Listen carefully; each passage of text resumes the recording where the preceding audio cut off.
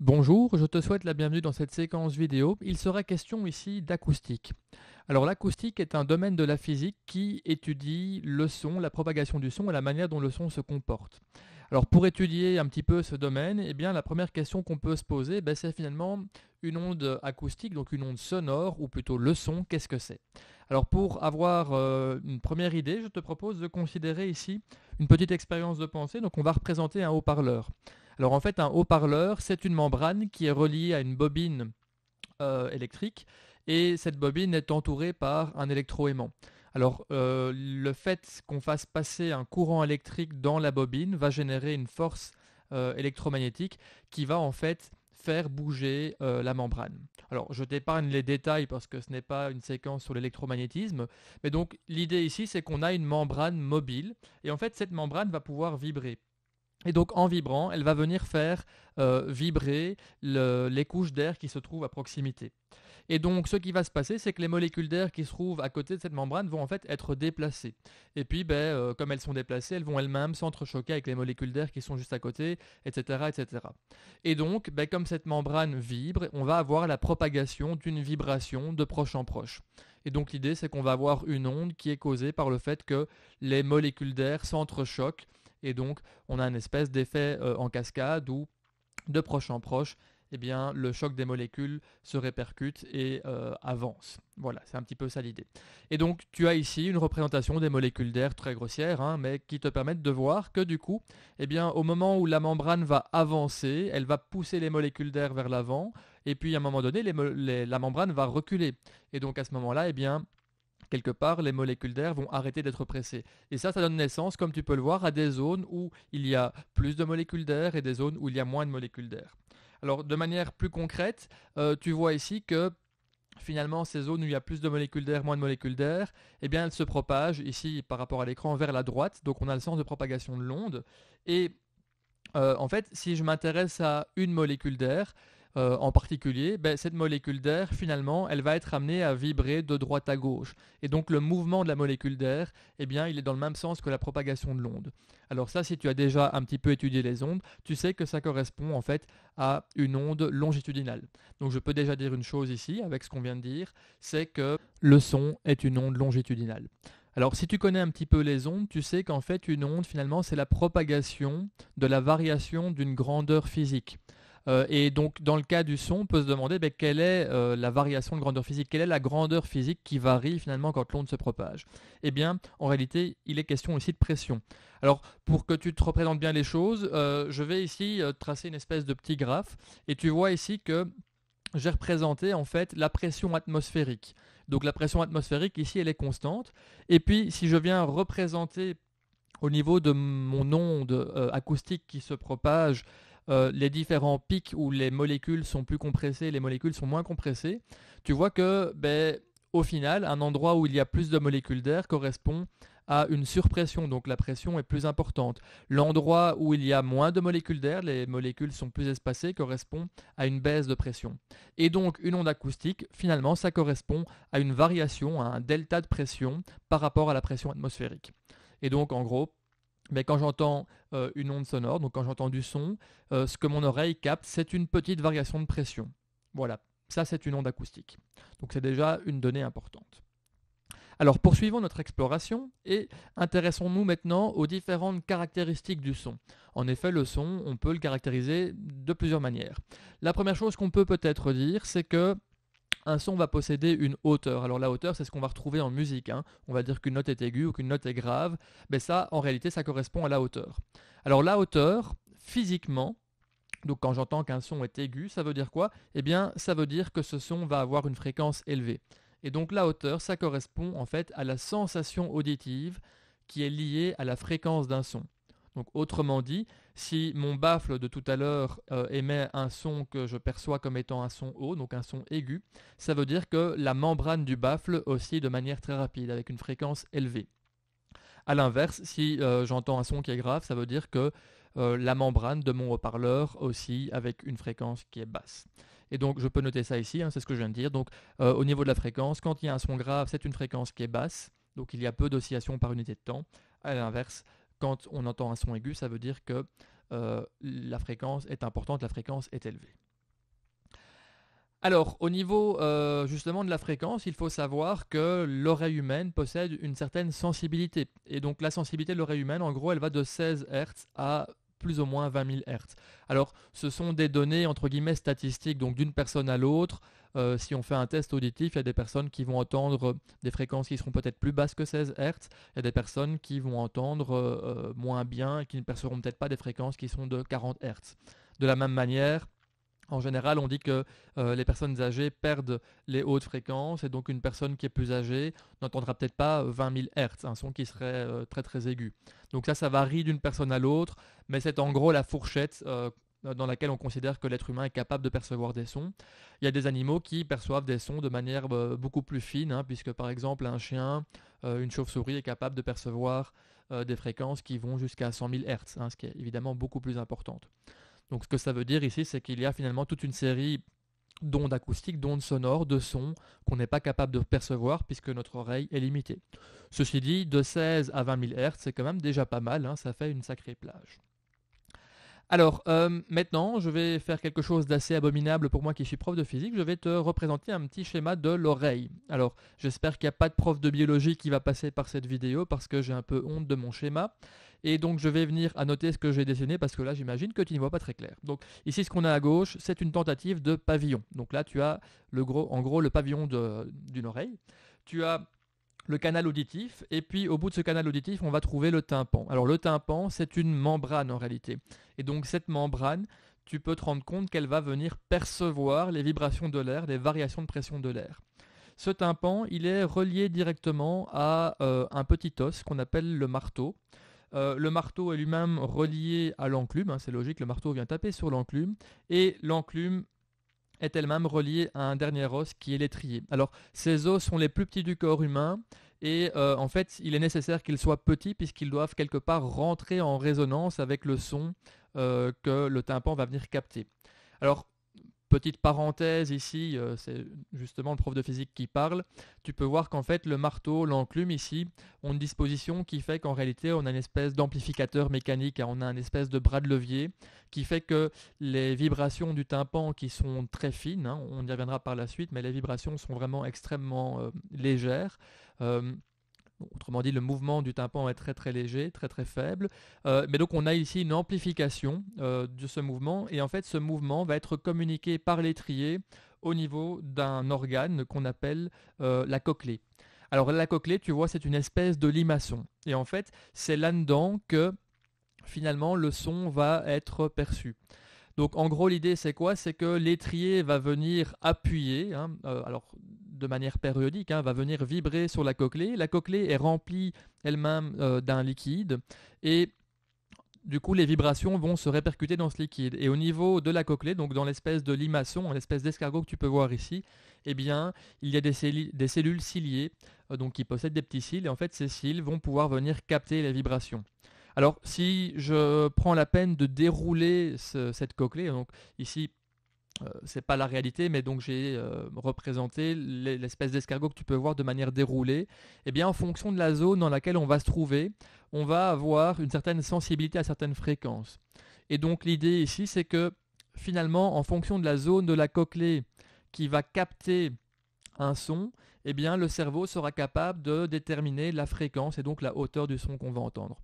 Alors, bon, je ne suis pas du tout dans la biologie, hein, ce n'est pas mon domaine, mais je trouve ça quand même assez extraordinaire puisque finalement, quelque part, on va avoir différentes zones de la cochlée qui vont entrer en résonance avec le son et en fonction de la zone qui va rentrer en résonance, eh bien, le cerveau sera capable d'analyser la fréquence et donc la hauteur du son qu'on a perçu. Et donc, pour me répéter encore un petit peu, au final, ce qui va se passer, c'est que ces cellules ciliées, les petits cils, vont se mettre à vibrer. Et en fait, ces cils qui vibrent, ça va créer un stimulus qui va être traduit par une impulsion électrique qui va être envoyée au cerveau et qui donc va pouvoir analyser ce signal. Voilà. Je le répète encore une fois, la bio, c'est pas spécialement mon truc, mais je trouve que finalement, c'est quand même extraordinaire de voir comment un phénomène physique, ici une onde acoustique, donc une variation de pression, peut être capté par le corps humain et interprété. Et finalement, le résultat, c'est qu'on est capable d'apprécier de la musique, hein, parce qu'il faut bien avoir en tête que quand on parle de hauteur de son, bien, on parle de notes et de musique. hein. Et donc au final, des simples variations de pression en fonction de la fréquence, ça va provoquer des sons différents qu'on peut assembler pour au final avoir des notes musicales, ce qui est plutôt pas mal. Alors, puisqu'on parle de musique, eh bien, je te propose de faire un petit détour par la musique pour essayer de voir ensemble sur quoi reposent finalement les notes de musique que nous utilisons dans la musique européenne en tout cas. Alors pour ça, la première chose à savoir, mais je l'ai déjà dit, c'est que au final, une note de musique, eh bien, ça correspond à un son d'une certaine fréquence. Et donc chaque note de musique possède une certaine fréquence. Plus particulièrement, en Europe, on a établi le système des notes en se basant sur une référence. Cette référence, c'est le La 440 Hz. Alors, il existe plusieurs La, je vais y revenir, mais le La de référence, c'est le La de 440 Hz. Et donc, tu vas voir que toutes les notes de musique sont bâties autour de cela. Alors, une autre chose à savoir, c'est que notre oreille, de par sa forme, elle est sensible à une progression géométrique des fréquences. Alors, ça veut dire quoi? C'est pas forcément évident à comprendre, mais imagine que tu as un La 440 Hz et que tu viennes rajouter 2 Hz à cette note. Donc, on aurait une autre note qui n'a pas de nom parce qu'en fait, ça n'existe pas, mais donc on aurait un son de 442 Hz. Eh bien, notre oreille sera peu capable de distinguer cette différence de fréquence. Par contre, si je prends 440 Hz et que je viens multiplier ce 440 Hz par un certain nombre, par exemple 1,5, et puis que cette fréquence que j'ai obtenue en multipliant par 1,5, je vais encore la multiplier par 1,5, et puis encore par 1,5, etc., etc., on a ce qu'on appelle une progression géométrique. Eh bien, notre oreille, elle est sensible à ça. Alors, elle est sensible parce que eh bien, comme tu as pu le voir, finalement, l'organe qui vient capter la fréquence dans notre oreille, c'est la cochlée. Elle est de forme, en fait, elle a une forme qui est de type spirale, hein, ça ressemble à un escargot. Et tu sais peut-être par tes cours de maths que une spirale, ben, ça peut s'obtenir justement grâce à une suite géométrique. Et donc, c'est cette idée-là qu'on peut retrouver. Donc, la configuration finalement de la cochlée fait que notre oreille est sensible à une progression géométrique. Alors, si ce n'est pas encore très clair, on va y revenir. Avant ça, je dois t'informer du fait, si tu ne le sais pas, qu'en musique, en tout cas dans la musique européenne, il y a 12 demi-tons. Alors j'aimerais dire qu'il y a 12 notes, mais en réalité ce n'est pas exactement le cas puisqu'il y a 7 notes, mais il y a 12 demi-tons. Alors ces 12 demi-tons, je vais les noter ici tous en entier. Donc on a le do dièse, le ré dièse, le mi, le fa dièse, etc., etc. Alors tu vois qu'il y a certaines notes pour lesquelles il n'y a pas de dièse, hein. Entre mi et fa, il n'y a pas de dièse. Entre si et do, il n'y a pas de dièse. C'est comme ça, je ne vais pas rentrer plus en détail là-dedans. Ce n'est pas un cours de musique non plus. Mais donc je t'ai mis ici les 12 notes. Et tu vois qu'une fois que je suis arrivé à si, la 12e note, eh bien je reviens à do. Alors là, ce qu'il faut savoir, c'est qu'en fait, quand je suis passé de ce premier do à ce deuxième do, j'ai franchi en musique ce qu'on appelle une octave. Donc une octave, ça correspond en fait à 12 demi-tons. Et de manière physique, de manière plus physique, en fait, 12 demi-tons, ça va correspondre au fait qu'on a doublé la fréquence. Donc entre mon do numéro 1 et le deuxième do tout à droite de l'écran, eh bien la fréquence a été doublée, on a passé une octave. Ok, alors maintenant qu'on sait ça, je peux revenir à la suite géométrique. Donc notre oreille, elle est sensible à une suite géométrique. Alors ça veut dire quoi? Ça veut dire qu'en fait, en passant d'un do à un do dièse, on a multiplié la fréquence du do par un certain terme. Et ce terme, il va être constant d'une note à l'autre. Alors rappelle-toi, hein, tes cours de maths, dans une suite géométrique, le terme constant, c'est ce qu'on appelle la raison. Et donc pour passer de do à do dièse, j'ai multiplié par la raison. Pour passer de do dièse à ré, j'ai multiplié la fréquence de do dièse par cette même raison. Et donc ça veut dire qu'en passant de do jusqu'à une octave suivante au do suivant, eh bien j'ai en fait multiplié la fréquence de do par la raison 12 fois. Et donc ça, je peux l'écrire ici. En fait, R, c'est la raison. Eh bien, pour passer une octave, ça correspond en fait à R exposant 12. Donc, je répète parce que c'est peut-être un petit peu rapide. Si Do possède une fréquence donnée, pour aller au Do une octave plus loin, je dois en fait multiplier cette fréquence par R 12 fois d'affilée. Donc ça correspond bien à R exposant 12. Alors on va essayer de calculer justement la valeur de cette raison. Et pour ça, eh bien, je sais que en réalité, si je multiplie par R exposant 12 la fréquence de Do, eh bien ça correspond à doubler la fréquence. Donc je peux écrire ici que R exposant 12 est égal à 2. Et bien du coup, calculer la valeur de la raison, c'est pas très compliqué, hein. Je prends simplement la racine 12e de 2, et ça me donne plus ou moins 1,06. Alors, de manière plus concrète, ça veut dire quoi? Ça veut dire que si je prends mon La de 440 Hz et que je veux connaître la fréquence du La dièse, eh bien, je vais multiplier ce 440 Hz par la racine douzième de 2. Et donc ça va me donner 446 Hz environ. J'ai pas mis les virgules, mais en fait, il y a des décimales derrière. Voilà. Et donc l'idée ici, c'est vraiment que entre chaque note, eh bien, pour passer d'une note à l'autre, on est chaque fois venu multiplier la fréquence de la note par la raison ici qui vaut donc en gros 1,06. Voilà. Et donc tu vois ici, ça veut dire que les notes de la gamme, les notes, alors pas de la gamme, mais les notes qu'on utilise dans la musique occidentale, hein, eh bien, elles suivent une progression géométrique. Voilà. Et tu peux du coup maintenant calculer les notes pour plutôt les fréquences pour chacune de ces notes. Donc l'idée ici, si tu as bien compris, c'est que entre chaque note, donc pour passer d'une note à la note suivante, eh bien on est venu multiplier la fréquence de cette note par la racine douzième de 2. Et donc par exemple ici, si je prends la note Fa pour passer de Fa à Fa dièse, eh bien j'ai multiplié la fréquence de Fa par racine douzième de 2. Pour passer de Fa dièse à Sol, j'ai multiplié la fréquence de Fa dièse par racine douzième de 2. Voilà. Donc tu vois, c'est finalement assez intéressant de se rendre compte que les notes qu'on utilise dans la musique occidentale, parce qu'en fait il existe d'autres types de musique qui n'utilisent pas ces mêmes notes, mais donc dans la musique occidentale, eh bien on a 12 notes qui suivent une suite géométrique, et que d'un point de vue physique, ça correspond à prendre la fréquence d'une note et la multiplier par une certaine valeur pour passer d'une note à l'autre. Voilà. Je trouve ça finalement assez dingue, assez génial de se dire qu'on parle juste de fréquence, de vibration de l'air, et que tout ça, ça peut créer de la musique et tout ce qui va avec, tout le plaisir qu'on peut avoir en écoutant de la musique. Ou pas, hein, ça dépend de ce qu'on écoute.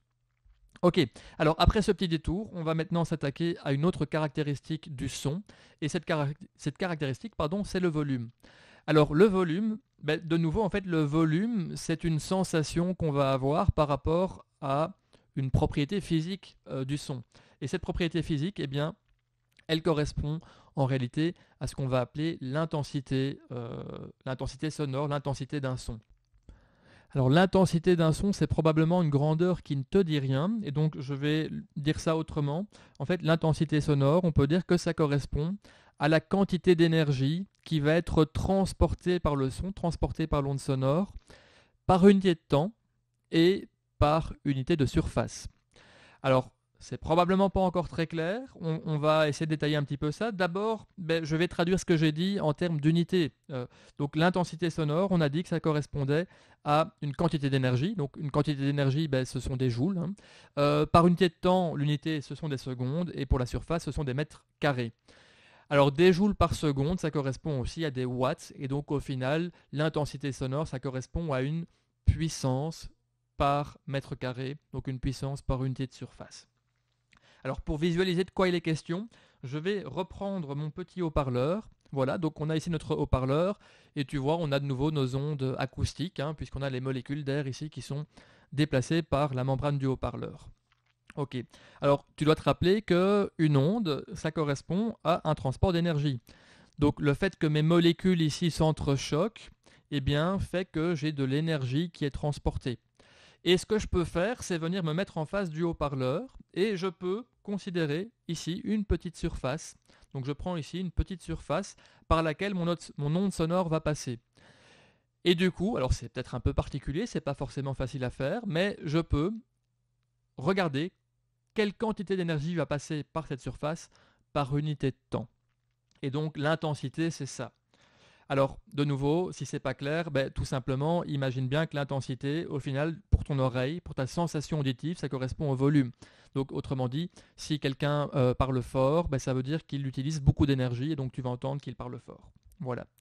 Alors ici, pour le dire encore autrement, eh bien, plus l'amplitude des molécules d'air est grande, plus l'intensité sonore sera importante. Donc ici, rappelle-toi, en fait, l'onde sonore, l'onde acoustique, ça correspond à des molécules d'air qui vont vibrer sur place. Elles vont osciller de droite vers la gauche. Eh bien, si elles ont une amplitude très importante, donc elles se déplacent beaucoup, ça veut dire qu'il y aura beaucoup d'énergie. Et donc notre oreille, elle nous traduit ça d'une certaine manière en disant, voilà, est-ce que ça parle fort? Est-ce que le son est fort? Ou bien est-ce que ça parle doucement? Est-ce que le son est peu important? Ok. Alors, à nouveau, on peut s'intéresser à la sensibilité de l'oreille. Et en fait, le seuil d'audition de l'homme, eh bien, il correspond à ce qu'on va appeler I0. Alors, I0, c'est l'intensité qui correspond au seuil d'audition de l'homme. Donc, ça veut dire qu'a priori, si on a moins d'énergie par unité de temps, par unité de surface que cela, donc 10 exposant moins 12 watts par mètre carré, eh bien, notre oreille ne sera pas capable de percevoir le son. Alors, à nouveau, c'est une valeur je vais dire typique, qu'on donne pour l'être humain. Il y a des gens qui entendront peut-être en dessous de ce seuil, il y a des gens qui n'entendront pas, même avec un son euh, quelque part plus puissant que cela. Ça va, mais donc c'est une grandeur typique qu'on va utiliser. Et pour que tu te rendes compte quand même de ce à quoi ça correspond, on a dit que l'intensité, ça correspond en fait à un déplacement, une amplitude des molécules. Et cette amplitude, elle est liée aussi à une variation de pression, hein. Rappelle-toi, tout ça, c'est la même chose au final. Une onde acoustique correspond à la variation de la position des molécules d'air et ça correspond du coup à une variation de pression dans l'air. Eh bien, ce seuil d'audition de l'homme, ici, ce I0, il est associé à une variation de pression de 28 micropascales. Donc 28 fois 10 exposant moins 6 pascal. Donc c'est extrêmement petit. De la même manière, l'amplitude des molécules d'air dont on parle ici, dans ce cas-ci, eh bien, c'est de 10 exposant moins 11 mètres. Alors 10 exposant moins 11 mètres, on est dans une taille qui est de l'ordre d'un rayon atomique. Donc je ne sais pas si tu t'imagines, mais ça veut dire que notre oreille est capable de percevoir le mouvement des molécules d'air et ce mouvement serait plus faible ou en tout cas à peu près aussi grand qu'un rayon atomique. C'est quand même plutôt pas mal, c'est assez impressionnant. Alors à l'inverse, on peut s'intéresser au cas extrême. Et ce cas extrême ici, alors c'est pas le cas extrême à proprement parler, mais ce qu'on utilise souvent comme valeur extrême à l'opposé de ce seuil d'audition, eh bien c'est le seuil de douleur. Alors le seuil de douleur, il correspond à une intensité sonore de 1 watt par mètre carré. Donc ça veut dire que si on a un son de cette intensité-là, eh bien on va commencer à ressentir une douleur. Alors évidemment, tu peux avoir un son qui est plus important que ça, mais du coup, ça veut dire que là, ça va devenir dangereux puisque notre oreille va souffrir. Le cas extrême étant celui d'une explosion, hein. Au final, quand il y a une explosion, imagine une grenade qui explose, eh bien cette explosion va générer une onde acoustique importante, donc ça veut dire une variation de pression très très forte. Mais cette variation de pression qui serait très forte, elle peut être tellement forte qu'elle va endommager nos organes, notre oreille et puis éventuellement nos organes internes si on se trouve à proximité. Ce qui est également remarquable au niveau de l'oreille humaine, c'est que lorsqu'on regarde, qu'on compare le seuil d'audition de l'homme avec le seuil de douleur, eh bien on peut se rendre compte qu'il y a entre les deux un facteur de 10 exposant 12. Et donc tu vois qu'ici l'ordre de grandeur, plutôt les ordres de grandeur pour lesquels notre oreille est capable de percevoir des sons, elle est extrêmement grande. Ça va d'un son extrêmement faible à un son assez important, assez puissant.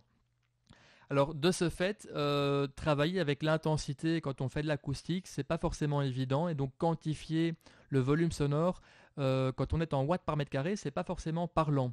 Et du coup, tu as probablement déjà entendu qu'en fait, quand on parle de volume, on utilise une autre unité. Cette unité, c'est le décibel. Donc le décibel est une unité qu'on a créée en fait pour rendre compte du volume sonore. Du coup, eh bien, je te propose de regarder ensemble comment fonctionne cette échelle décibel. Donc, comme je l'ai dit, le décibel, en fait, c'est une unité qui a été créée pour mieux rendre compte de la sensation auditive de l'être humain. Et donc, tu vas voir que le décibel est probablement plus parlant que d'utiliser des watts par mètre carré. Alors, la première chose à voir, c'est qu'en fait le décibel va permettre de restreindre la plage dans laquelle on va travailler. Donc tu as vu pour des watts par mètre carré, l'intensité est exprimée en 10 exposant moins 12 watts jusqu'à 1 watt par mètre carré.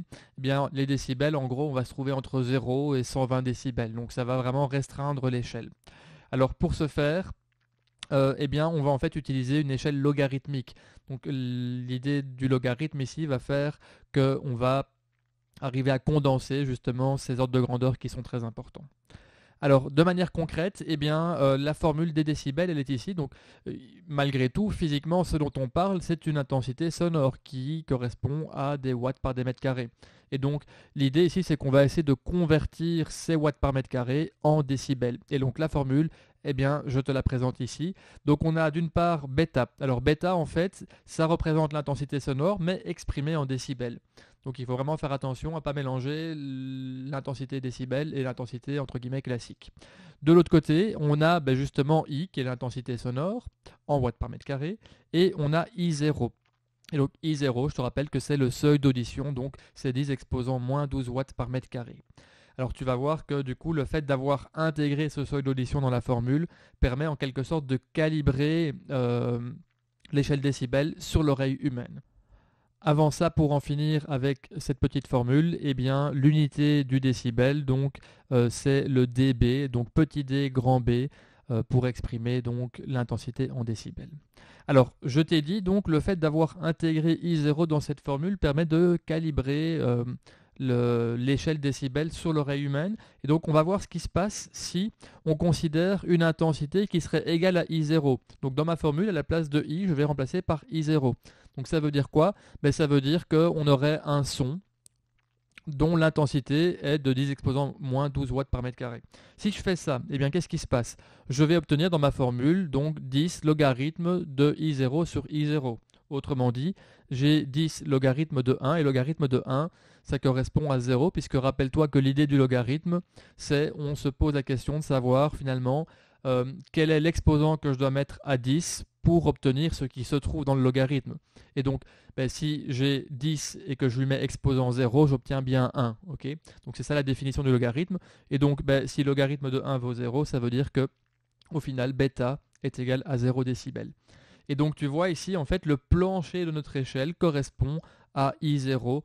Donc, autrement dit, l'échelle décibels démarre à 0 décibels. Et donc, ça correspond au seuil d'audition de l'être humain. Alors si maintenant je prends I qui est égal à 1 watt par mètre carré, donc qui est le seuil de douleur, eh bien je vais avoir ici bêta est égal 10 log de 1 sur 10 exposant moins 12. Alors le 10 exposant moins 12, eh bien je peux le faire passer au-dessus, donc j'arrive à 10 log de 10 exposant 12. Et du coup, comme j'ai 10 exposant 12, ça veut dire que je peux faire sortir l'exposant 12 devant. Donc je me retrouve avec 10 fois 12 exposant log de 10. Et en fait, le logarithme ici, eh bien, logarithme de 10, ça me donne bien 120 décibels. Puisque je n'ai pas précisé, j'aurais peut-être dû, mais on travaille ici en logarithme en base 10. Voilà. Donc tu vois ici, en gros, entre le minimum qu'un être humain peut entendre, qui correspond à 0 décibels, et le moment où ça commence à faire mal, eh bien, on a en gros 120 unités possibles. Alors attention, petite précision, mais si tu es amené à faire des exercices où on exprime les intensités en décibels, tu ne peux pas additionner des décibels, okay? Puisqu'on est dans une échelle logarithme, mathématiquement c'est absolument faux. On ne se trouve pas avec les mêmes propriétés mathématiques que d'habitude. Et donc imagine qu'on a un exercice où on te dit qu'on a je ne sais pas moi, une machine à laver qui produit 80 décibels et un aspirateur qui produit 90 décibels, la somme ne fait pas 170 décibels. Okay, il faudra revenir en fait à l'unité en watts par mètre carré, l'intensité en watts par mètre carré, et puis reconvertir en décibels. Alors pour te donner un petit peu une idée, quand on a une intensité I, donc une intensité en watts par mètre carré qui est doublée, donc imagine que tu as je ne sais pas moi, 1 watt par mètre carré, et bien qu'on double cette intensité, donc qu'on arrive à 2 watts par mètre carré, et bien en termes de décibels, ça veut dire qu'on va augmenter de 3 décibels. Donc autrement dit, si I est égal à 1 watt par mètre carré et que je double à 2 watts par mètre carré, je vais passer de 120 décibels à 123 décibels. Voilà. Donc ça, c'est pour bien te rendre compte que on n'additionne pas des décibels, qu'on fonctionne autrement. Alors je ne vais pas rentrer plus en détail ici, mais c'est à toi de faire attention quand tu feras des exercices, puisque normalement, les logarithmes, c'est quelque chose que tu maîtrises par ton cours de maths. Alors, poursuivons notre petit parcours dans le monde de l'acoustique et tant qu'on est dans l'intensité sonore, il me reste encore deux choses à t'expliquer. La première, c'est le lien qu'on peut faire entre la variation de pression et l'intensité sonore. Alors de nouveau, tu dois te rappeler qu'une onde sonore correspond à une variation de pression. Hein. Autrement dit, les molécules d'air sont plus ou moins compressées ou pas. Et donc, il semble logique qu'on puisse faire un lien entre l'intensité sonore et cette variation de pression. À nouveau, puisque je l'ai dit, en fait, l'intensité, ça correspond à une quantité d'énergie par unité de temps, par unité de surface. Eh bien, on a dit également que l'énergie, ici, elle est liée à l'amplitude de mouvement des molécules d'air, et donc on peut se rendre compte que cette amplitude a un impact sur la pression. Alors, du coup, eh bien, on va simplement utiliser une petite formule qui est la suivante, il n'y a rien de très compliqué là-dedans. Donc l'intensité, on peut la relier à la pression en disant que l'intensité est égale au carré de la différence de pression. Okay. Donc ici, le delta P, ça correspond à la variation de pression, et l'unité, c'est le pascal, divisé par V. Alors V, c'est la vitesse du son, donc 340 mètres par seconde à 15 degrés. En général, c'est la valeur qu'on utilise. Bon, il y a moyen de tenir compte d'une température qui serait différente à 20 degrés, mais bon, en général, on se contente de 340 mètres par seconde, c'est suffisant. Et on a au final ρ, donc la lettre grecque ρ, qui elle correspond à la masse volumique de l'air, donc 1,2 kg par mètre cube. Voilà. Et donc tu peux voir ici que grâce à ça, si on me donne l'intensité, je peux calculer la différence de pression. Si on me donne la différence de pression, je peux calculer l'intensité. Ok, alors dans le même ordre d'idée, on peut faire un lien entre la distance et le volume. Alors ici, quand je mets volume, maintenant tu sais que le volume, en fait, ça correspond à l'intensité. Hein. Et donc ici, quand je parle de distance également, on parle de distance par rapport à une source. Donc imaginons que tu entends, je sais pas moi, une radio quelque part, de manière tout à fait logique, tu sais que si tu t'éloignes de la radio, tu vas avoir le volume qui va diminuer. Donc il y a un lien entre la position par rapport à une source d'onde sonore et le volume qu'on va percevoir ou l'intensité qu'on va percevoir. Alors pour ça, je vais te rappeler, donc, comme on l'a dit, que l'intensité, l'unité de l'intensité, c'est des watts par mètre carré. Des watts par mètre carré, en fait, je peux dire que ça correspond aussi à une puissance par unité de surface. Okay, donc, l'intensité, finalement, c'est une puissance par surface. Et du coup, je vais pouvoir regarder ce qui se passe si j'ai ici une source. Donc je reprends ici un baffle, hein, un haut-parleur. Ce haut-parleur possède une certaine puissance, hein, donc il a une certaine énergie par unité de temps. Et en fait, l'intensité, ça correspond à quoi? Ça correspond à la quantité d'énergie par unité de temps sur la surface. Alors cette surface, en fait, c'est la surface qui se trouve autour du haut-parleur. Donc ici, j'ai essayé de dessiner plus ou moins une sphère qui entoure le haut-parleur. Et donc tu peux voir que finalement, si on imagine que mon haut-parleur il est de 10 watts par exemple, et que ces 10 watts sont émis, ces 10 watts vont se retrouver sur la surface qui englobe le haut-parleur. Autrement dit, cette énergie qui est émise en une seconde, elle va se répandre autour du haut-parleur et elle va donc se retrouver sur la surface. Alors ici, ce que j'ai représenté, on peut dire que c'est la distance parcourue par le son AT. Et donc ici, le son a parcouru une distance de R dans toutes les directions autour du haut-parleur. Si maintenant je regarde ce même haut-parleur, mais un petit peu plus tard, donc AT plus delta T, je vais pouvoir me rendre compte que le son a parcouru une distance plus grande, donc il s'est écarté. Et de ce fait, la distance par rapport à la source, par rapport au haut-parleur, a augmenté. Et du coup, ça veut dire que je peux déterminer l'intensité sonore si je connais la puissance de mon haut-parleur, puisque je vais en fait considérer la sphère qui se trouve autour du haut-parleur. Et la surface d'une sphère, elle est donnée par 4pi r carré. Et donc ça veut dire que si r est ma distance par rapport au haut-parleur, je vais pouvoir déterminer l'intensité sonore à une distance r du haut-parleur. Voilà l'idée ici. Alors, attention, ce que je te présente ici comme idée, c'est une très très grosse simplification. Parce que dans la pratique, le son peut quelque part rencontrer des obstacles, donc il peut se réfléchir, on peut avoir des phénomènes de résonance, donc il y a toute une série de phénomènes autres qui peuvent intervenir.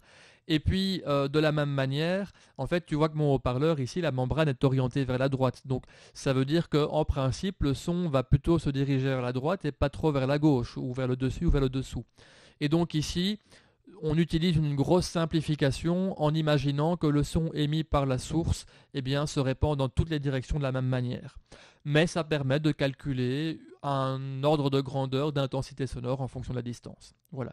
Donc c'est une simplification, mais on n'ira pas plus loin que ça parce que si on veut commencer à tenir compte du fait que le haut-parleur repose sur le sol et que le son est réfléchi par le sol, que le son se propage moins bien vers l'arrière du haut-parleur, ben, on va commencer à faire de l'acoustique d'un niveau vachement supérieur, ce qui n'est pas le but ici.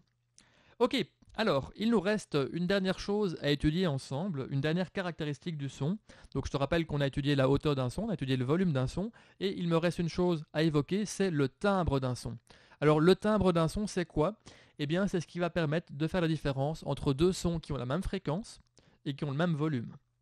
Alors c'est peut-être pas évident à comprendre, mais pour te représenter les choses, tu peux imaginer que on ait deux instruments de musique, par exemple un piano et un violon, qui jouent la même note. Alors si c'est la même note, ça veut dire que c'est la même fréquence. Et on peut faire en sorte que ces deux instruments jouent au même volume, donc produisent la même intensité. Très bien. Pourtant, on peut se rendre compte que le piano et le violon, ça sonne pas pareil. Eh bien ça, en fait, c'est lié au timbre du son. Donc le timbre, c'est ce qui, finalement, va permettre de différencier deux notes identiques, deux sons de même fréquence, mais qui explique qu'en fait c'est quand même pas tout à fait la même chose. Moi j'ai envie de dire que c'est un peu paradoxal, mais que le timbre ça correspond un peu à la couleur du son. Alors pour comprendre ce qui se passe ici, eh bien il faut savoir que dans la nature, dans la vie de manière générale, la plupart des sons sont des sons complexes. Ça veut dire quoi? Ça veut dire que leur oscillogramme n'est pas une sinusoïde, n'est pas de forme sinusoïdale. Mais en fait, on a une addition, une somme d'un grand nombre de sons simples. Et un son simple, ben justement, c'est un son de type sinusoïdal. Et donc pour représenter les choses, eh bien, on va tracer ici l'oscillogramme d'un son simple et d'un son complexe. Alors, un son simple, je l'ai dit, c'est un son finalement qui se résume à une fonction de type sinus. Et donc, ben, je peux le tracer ici, voilà. Hein, donc on a, tu vois ici, c'est ce que j'avais dessiné au début de cette vidéo, on a une onde sonore, une variation de pression qui est sinusoïdale. Si maintenant je dessine un son complexe, je l'ai dit, en fait un son complexe, il va être composé d'une certaine somme de sons simples. Et donc ici, ben, je te propose de dessiner trois sons simples qui sont superposés.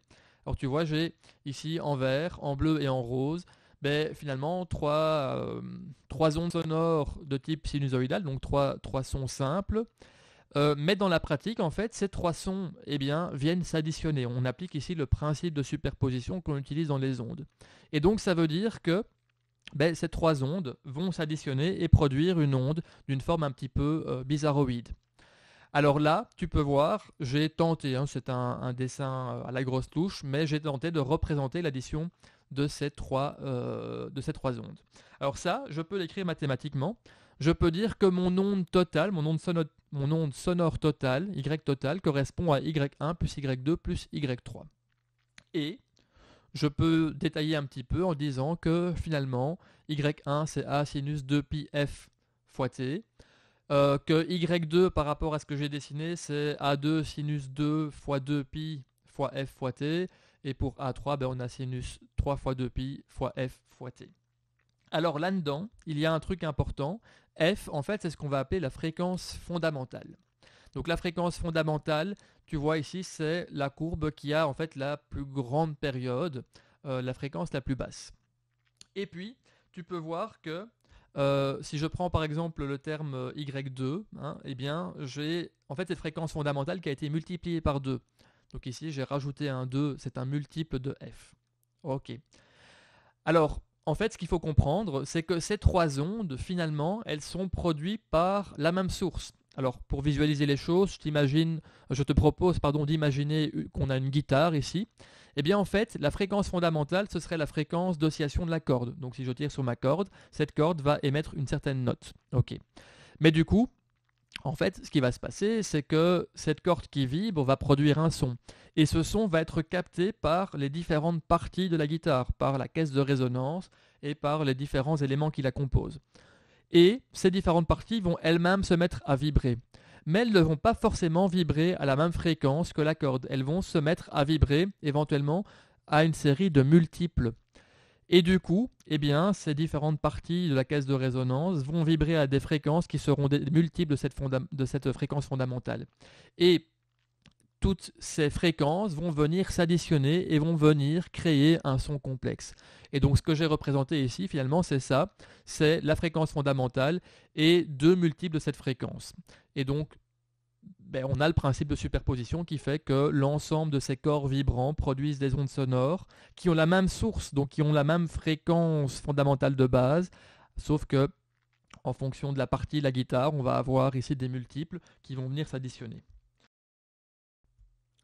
Ce qu'il est important de remarquer ici, c'est que si je regarde mon onde sonore résultante, mon onde totale en jaune, eh bien cette onde possède une certaine période. Eh bien, tu peux remarquer que cette période est en fait la même que celle de la fréquence fondamentale. Okay, donc ici, la courbe qui est tracée en vert.